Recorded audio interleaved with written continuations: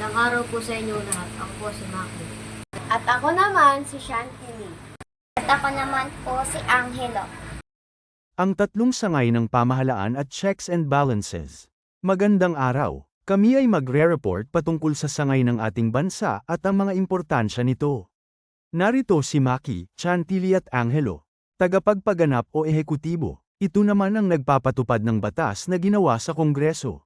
Ito ay nasa Pangulo na siyang pinakamataas na pinuno ng bansa at ang pangunahing tagapatupad ng batas. Ang Pangulo ay may katulong ng mga gabinete at ng Bisepresidente Gabinete pinamumunuan ng mga kalihim upang mamuno sa mga kagawaran. Ang unang sangay ng pamahalaan ay ang ehekutibo. Ang pangunahing tungkulin nito ay ang pagpapatupad ng mga batas na ginawa ng lehislatibo. Pinamumunuan ang sangay na ito ng Pangulo ng Pilipinas na siyang pinakamataas na pinuno ng bansa. Kasama rin dito ang pangalawang Pangulo, ang Kabinete at ang kalihim ng iba't ibang kagawaran tulad ng DepEd, DOH at DSWD.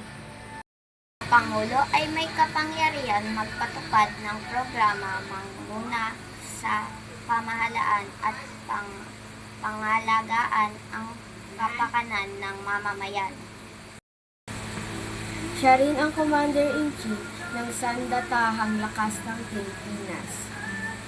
Tagapagbatas o lehislatibo. Ang sangay na ito ay may kapangyarihang magpanukala, gumawa, at magbago ng batas.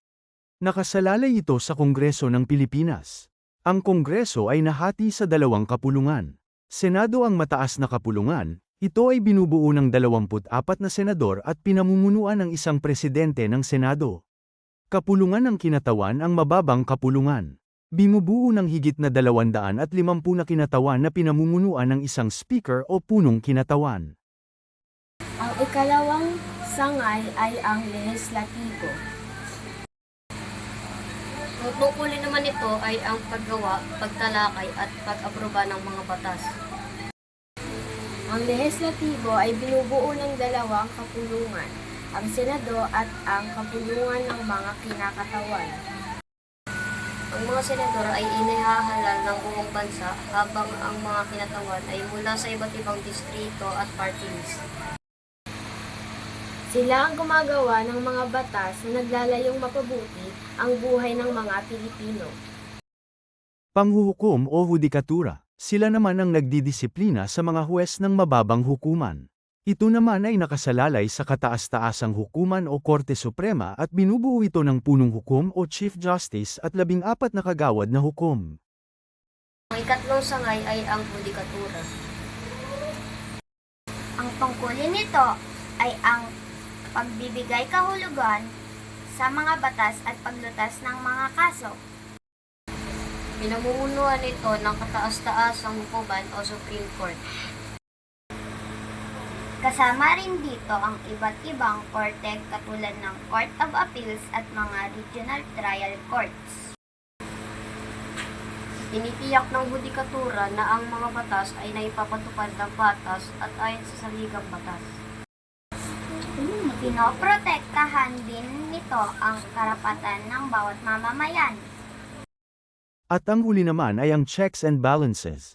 Ang sistema ng checks and balances sa ating pamahalaan ay nagagawa sa pamamagitan ng paghahati ng kapangyarihan sa tatlong sangay, ehekutibo, pangulo at gabinete, lehislatura, senado at kongreso, at hudikatura, Korte Suprema at mababang hukuman. Ang bawat sangay ay may kapangyarihang pigilan o kontrolin ang kapangyarihan ng dalawang iba pa. Mahalaga ang konsepto ng checks and balances sa pamahalaan. Halimbawa, maaaring tutulan ng Pangulo ang isang batas at maaaring ideklarang labag sa konstitusyon ng hidikatura ang isang batas o aksyon ng pamahalaan.